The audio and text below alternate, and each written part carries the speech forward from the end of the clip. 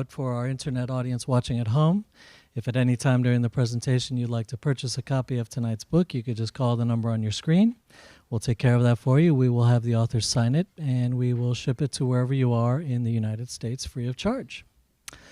Well, tonight, Books and Books is very happy to welcome Ms. Margarita Carrillo Arronte, presenting her new book, Mexico, the Cookbook.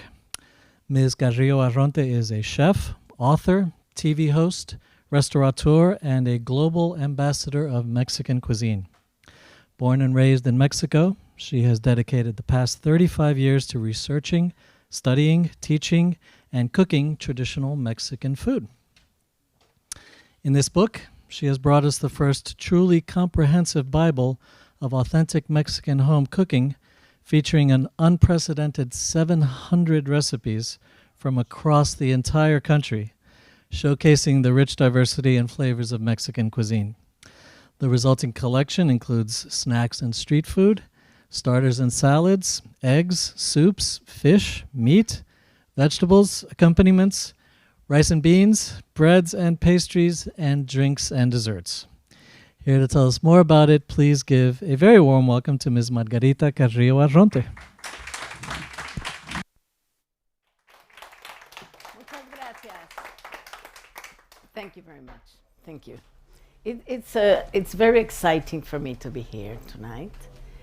This is a very, very beautiful bookstore. Really, it warms you up. It kind of invites you to read. Congratulations to the people from the bookstore. You feel like staying here for a long time and read all the books. Well, when Phaidon Press people looked for me to see if I wanted to write this book, I felt very thrilled, very honored. But I said, and they told me, oh, you have a year. And I said, well, a year? It's a long time. How ignorant I was. A year was not enough because, you know, when the subject you are going to write about is your own life, you have grown up with it. You are completely into it for 24 hours a day, 7 days a week. Is like, well, it's my thing. And I have been teaching it and cooking all over the world. So I thought a year, oh yes, sure. I could have said, no, a year and a half. But I said yes, a year. And I had my restaurant there and a lot of trips. I'm always traveling. I'm a chef on the move, always, with my suitcase and ready to get a plane. And when I started putting together all the material I had been gathering in all my life, it was 2,000 and something recipes. And it was only the ones I had documented, plus my mother's, my grandmother's, my sisters, my aunts. Here in Miami, you have the Cuban style of life, of family, all together. And in Mexico, it's the same. It's the same. You get together for any excuse is good enough to get together. The birthday, the whatever the christening is, yes, Friday, thank God it's Friday, let's get together. So it's really, really fabulous. And I remember I asked a friend of mine who has a house out of Mexico City in the mountains. She told me, oh, you will go there alone on the weekend? And I said, yeah, I surely will come back with all the work done. Yeah, sure. So I had this bunch of recipes, and on her dining room table, I started classifying them, and And at the end, it was, mountains of papers, and really, it was tough. It was very, very difficult. Because every recipe has a meaning for me. Every recipe is like, how am I not going to give them this salsita or this chicken or this, because it's so easy and my mother taught it to me. And you always have a relation with a recipe. It's like we in Mexico cook for the family. And there is an expression that we use, that we say, cooking is an act of love. You show love to your family, to your dear ones, by cooking. It's an everyday expression of love. You don't have to be telling them always, I love you guys, but it's the way of telling them, taking care of them. In Latin families, we mothers are like Jewish families. I know I have Jewish friends, always overprotecting our little pollitos, and this is the way we grow up, and thank God, because family values are strong. I was telling Kathleen that when my husband passed away, unfortunately, 2 years ago, my youngest son had gone and lived on his own, and I asked him, come back. When I'm ready, you can go again and live on your own. Now I have my oldest son with his wife and his kids, and my youngest son living with me. And thank God, because I haven't felt the absence so much of my husband. So this has helped me. It keeps me busy. My grandchildren are always there. Abu, they call me, the old one, he's 4, he calls me Abu Chef. Abu Chef, yes, because his mother asks him, what's your mother's name? Yeah. What's your mother's name? Diana. And your father's? Angel. And your Abu Chef, because he hears that everybody calls me chef, so I'm his Abu Chef. And he's always challenging me with questions, and with if I have my energy still there for him. And this helps me a lot. My work and my family and cooking for them. They know I'm too busy, so on Sundays, either I cook or they cook for me. When I really don't feel like doing anything, they cook for me. And I can tell you that my family life, when I was a little girl, and then when I got married and now, has always spin around the cuisine, the food, always. My grandmother, who got widow at 28 with 4 children, and as a society girl in Mexico at that time, she didn't know any work. She just knew how to play the piano, paint, embroider, and cook. And thank God, her cooking allowed her to, without getting married again, she gave a career to all her 4 kids, and she could take his family out, grow them up, sacarlos adelante, we say in Spanish. But, and my mother was an artist in many ways. She painted and played the piano really beautifully and cooked. She was an artist.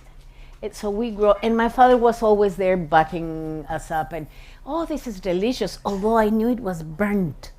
But then he said, this is delicious, my darling, but next time be careful with the oven temperature. It was black.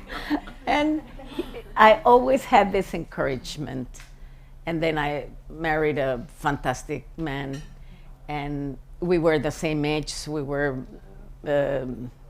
fiancés in school, so we grew up together, and he was always backing me up and pushing me. Now you have to go this, and he took care of my children when I had to go traveling to do all my research, and when I had to go to university, because he encouraged me to go back to university again when I was already married. I had two kids by the time, and in Mexico classes start too early. They start at 7:00.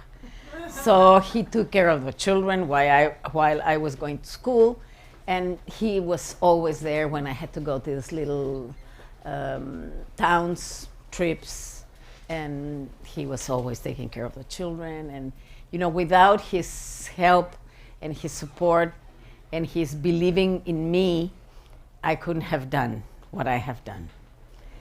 I have always had the trust of people who didn't know me. I don't know why, but God has been extremely generous. So I started once. I just had this offering of, would you like to go and cook for the Mexican embassy in this and that? And I said, oh, well, yes, why not? Like if I always cooked for so many people in my house, I said, yes, okay. I didn't really know what I was doing. But I went there and I did it very well. And I went to cook in a boat that didn't have a kitchen. It had just an oven and some tables and some caterers who were, doing the work that I couldn't understand, because they had all this hair, like this, and like low escote, and lots of earrings and things on their hands. And I said, is she going to cook like that? Because I went to school and I knew that you had to, don't have any hair or any jewelry or cook, but that was the style in New Orleans. So, and I had to cook. For me, is very, very unprofessional, unusual. I never go to the kitchen with any stuff but my uniform. And I had to do it like that. And I had to find a way to serve 150 people without a proper stove. And I was serving tournedos, fillets, tenderloins. And oh my God, it was really, really a challenge. But at the end of the dinner, the wife of the person, the Secretary of State that was there, came to the kitchen, and she said, "Who's the chef?" And there I was, with my hair like that, crazy, trying to finish everything. And she said, "I want to congratulate you, because really, I could never thought that Mexican food could be served in such an elegant way." And I was, wow, and without a proper kitchen, without a stove, oh my God, if she knew. And I said, oh yes, thank you, but later she knew, I told her, because I kept on working with them and for a time, and yes, and little by little, I started growing professionally. I was teaching, I started teaching, and always putting all these recipes there for someday. For maybe someday I was lucky enough to write a book. And without knowing, I was already working on the Phaidon, without even imagining that one day I was going to do it. But this work took me, God has his mysterious ways, and one sometimes don't understand. And it doesn't matter if you are from one religion or another. It doesn't matter. Even if you are not a religious person, God has his ways. Although we don't believe in him, he believes on us. And he takes us through the correct way we have to go. And then I went through this professional path, going every day more complicated and more complicated. And then I was invited to go to Japan to cook for the Mexican government that was going to Japan and was offering this elegant dinner to the Japanese authorities. So I said yes, but by then I knew what I was doing. And I have this dear friend, he's a chef, much younger than me, but he's red-haired and bald, completely bald, so he looks older. And the Japanese to me, "Your husbando? No, no husbando, no, brother." He's like 20 years younger than me. And it was not easy because I went to the Imperial Hotel, the Imperial Hotel. Please stand up because, the Imperial Hotel is like the hotel where they make the wedding for the princess of Japan. And, it's the most selective and posh hotel in Japan. And in Japan, there are no women chefs. And they wrote a letter back to the embassy saying, "Oh, well, thank you very much that you're bringing a chef, but we don't need it. We cook perfectly well and fantastic Mexican food. We even have taco shells." And I said, "What? Taco shells?" My hair stood up on end. But then the embassy sent another letter, and letters came and go. And at the end, they said, "Well, the truth is, we don't want to work under the orders of a woman." The truth came out, yes. Right. And the Mexican government said, "Well, we're very sorry, but we are paying for this." And so the lady is the cook from the Mexican government, so she is going. And it was like very tough, very tough. All men. I had this friend of mine, Gerardo Vasquez, this fantastic chef, coming with me. And they received us, and I asked the general manager, "Are we going to, Mr. Miyake, are we having a translator, an interpreter?" And he said, "Oh, you no worry, Margarita-san. I with you all time." "Oh, great. Why I worry?" I didn't have to worry. So he wasn't there all the time. I mean, he was the manager of the hotel. But he gave us, well, they didn't speak English to me. We arrived the first night at, 9 o'clock to the hotel after flying from Mexico, all the way from Mexico, 24 hours. Oh. And then we went to sleep, and then next morning we had breakfast, and then they called me for a meeting. So they were all the chefs dressed in white, like sparkling white, with their tall hats like this. And we were just dressed normally. And they said, "We want to have a meeting," and none of them spoke English. Not because they speak English, but at least they could have said good morning, or no. Everything was Japanese, and okay, there was Mr. Miyake, and okay. And I could feel the knives, cutting like this. "Okay," I said, "and where am I going to cook?" And they gave me the last kitchen. The Imperial Hotel is a very big hotel, and all the basement it's kitchens. There are 1,000 rooms in the hotel.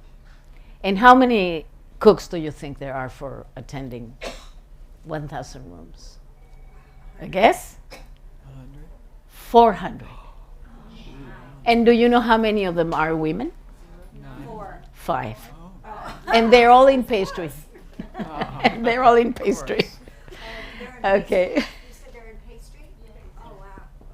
They're all in pastry. Well, and only because the pastry chef had been studying in the U.S. and in France. That's why he had women in the pastry department.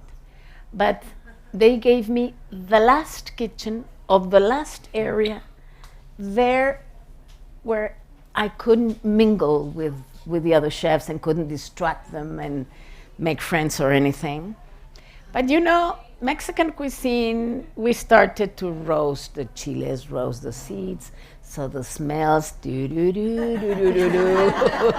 like in the cartoons, the smells were reaching the other kitchens. So, yeah, like in the cartoons. So they started coming and told me, what you do? What you do? What you doing? And I said, well, you want to try? And now they spoke English. Now they spoke English, the bastards. And okay, we started, you know, taste this, taste that, and they were fascinated. And the executive chef, who, by the way, in Japan, the executive chefs for big hotels are called grand chefs. And they don't walk, they float.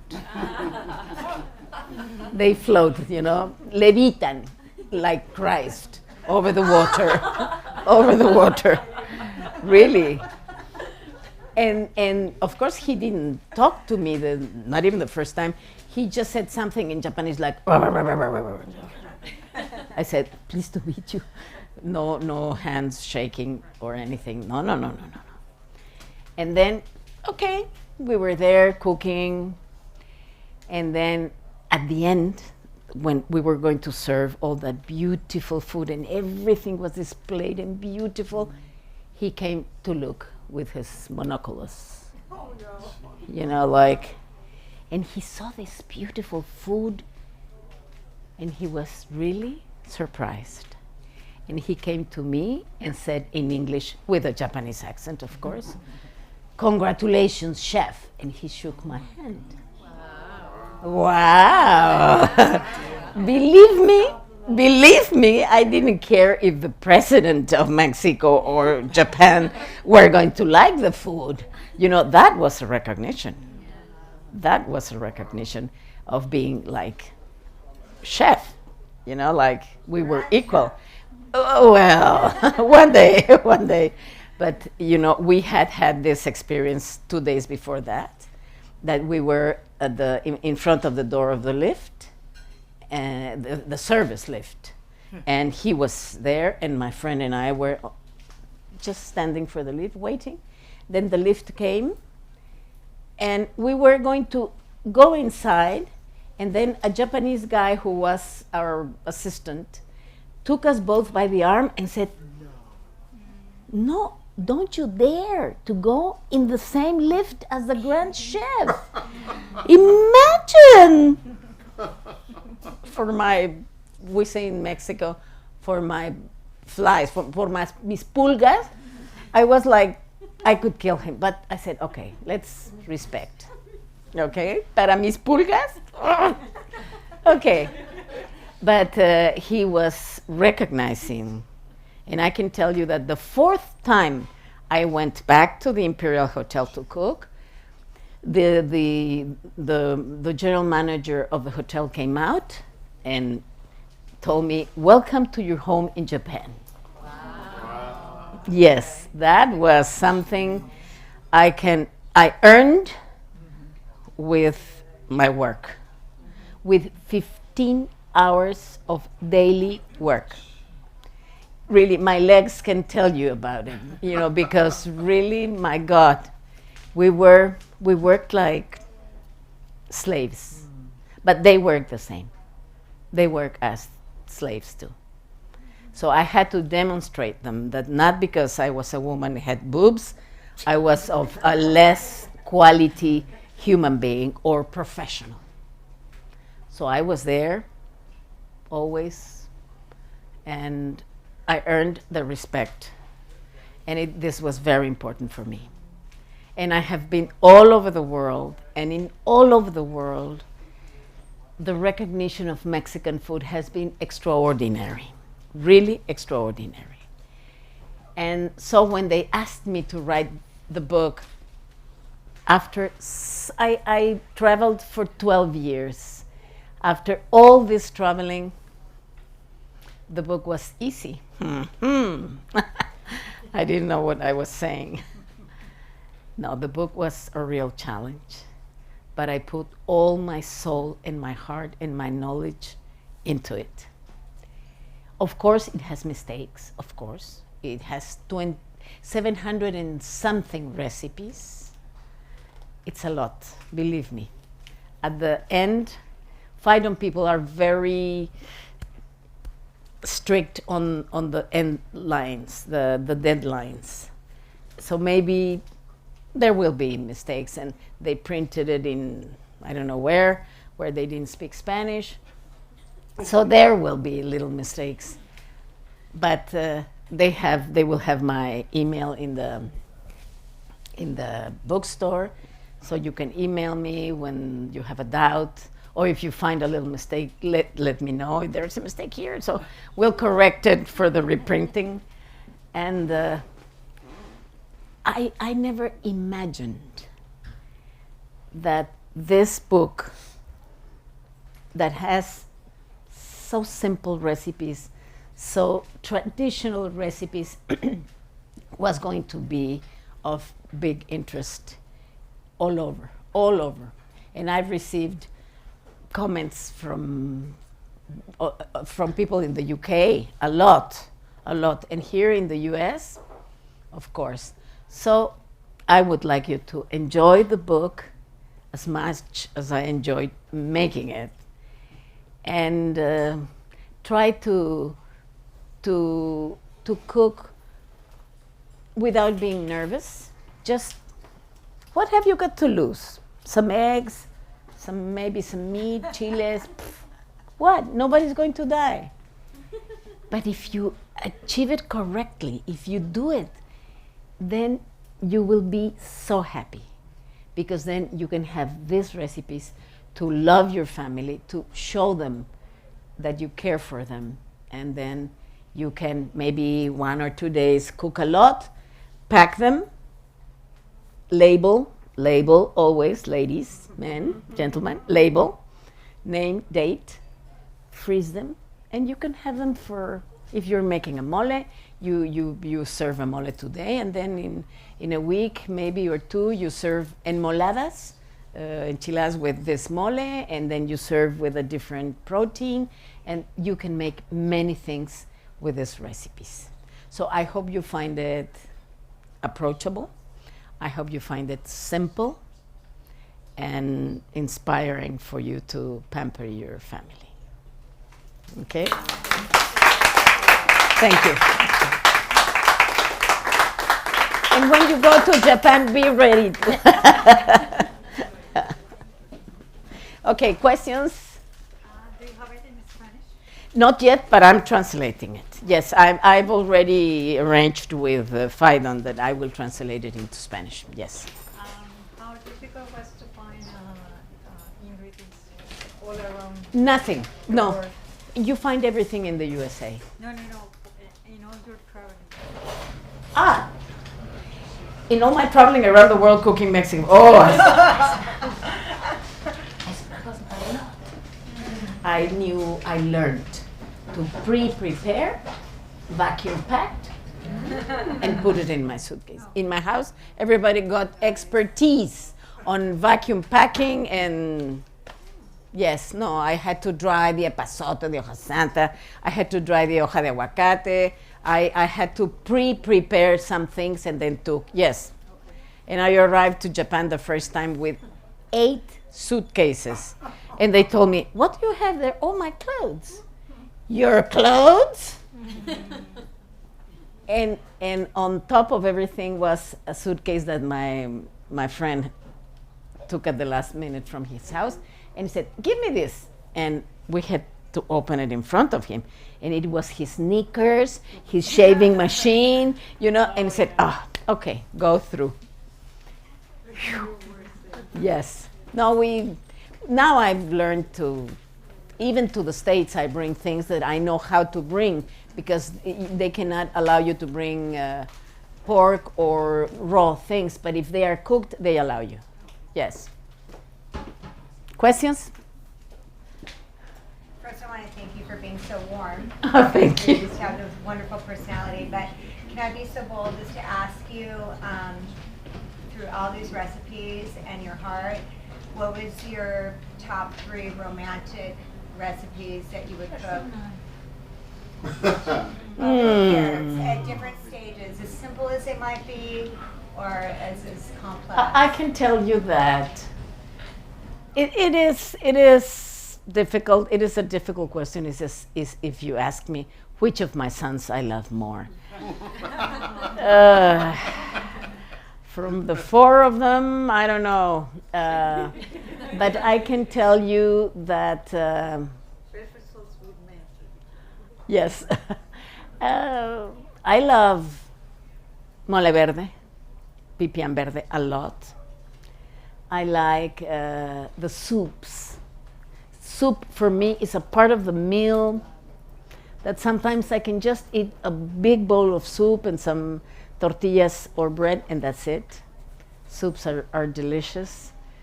And the appetizers, the ceviches, and those, especially the ceviche verde. A friend taught me that recipe. He passed away, and this I have a special attachment to this ceviche verde.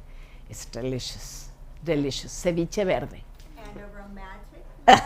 Well, What would you do for your husband? Is there a special dish that would just knock him off his feet that you enjoyed making? That if it was a dessert? yes, no, he liked the pork ribs with tequila. Yes, and meat Yes. potatoes. No. Wonderful. Yes, that he loved that recipe. Thank you for sharing. You're welcome. I think you mentioned at the beginning that you had a restaurant. I had a restaurant until last January, but I quit. It was not an easy sociedad. I had the partnership. I had 3 men partners who knew nothing about restaurants, and for them, business are business. So they didn't understand that you have to wait for a restaurant so people know it and come to it and return. And so I decided to quit. I gave them back the shares and everything. And now I'm opening one in, I think, March, April. Another one, yes. In Mexico City? No, in Mexico City. Yes. Have to take a side trip. Yes, you have to. I still don't know the name. We're working on it. But I'll let the store know so they can tell you. Or if you're going to Google, look me up and it will say there. Good luck. Thank you. Thank you.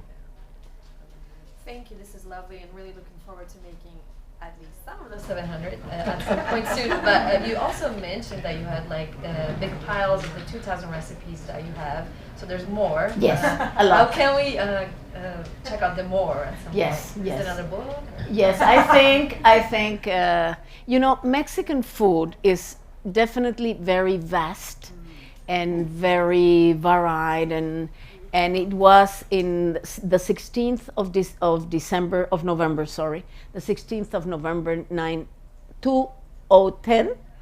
It was included in the list of cultural heritage of the world. It was the first cuisine in the world to be declared as cultural heritage of the world, and still until today, it's the only one. And this is because we have a huge cuisine with tremendous historical roots, and our cuisine it's been passed on and on and on through word of mouth, and it's still the same. We can eat a tortilla today like our ancestors did, and we still have the same techniques. We have a very characteristic cuisine, and the only thing we have to do is not accept the huge plates of red rice, beans, and fried food. No. You have to do the correct thing and give it the dignity it deserves. How difficult is it to get the ingredients that you use in your recipes here in Miami? In Miami, I don't know, but in the U.S., you can get everything. Online, you can get anything. Yes, yes, yes. Well, I would like to.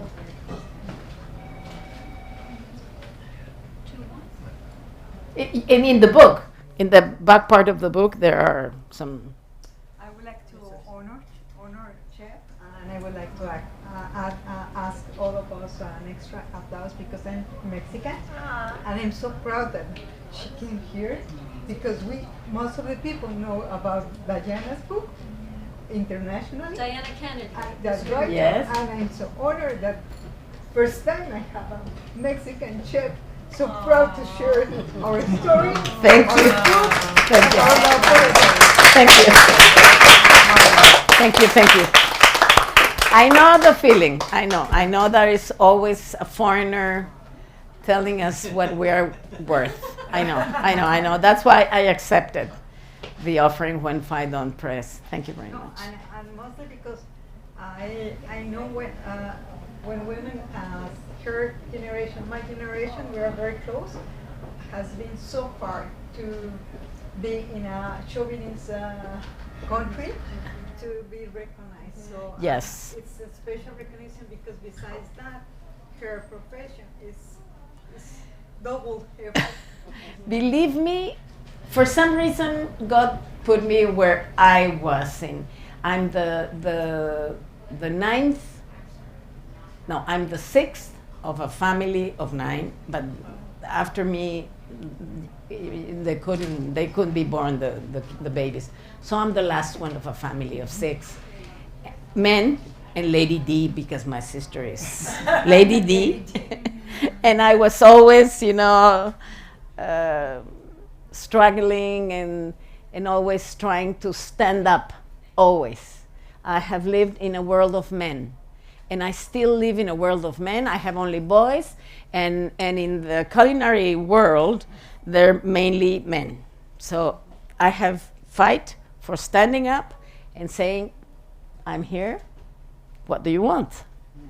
And believe me, I feel privileged to have had the opportunity of serve Obama, Hillary Clinton, Angela Merkel, all the presidents that I have been able to serve, and all the prime ministers and all the most important political guys in the world. I have served this ultra gala lunch at the Monetary International Fund in Washington for all the big guys in the financial world, and I can still feel privileged for cooking for my family.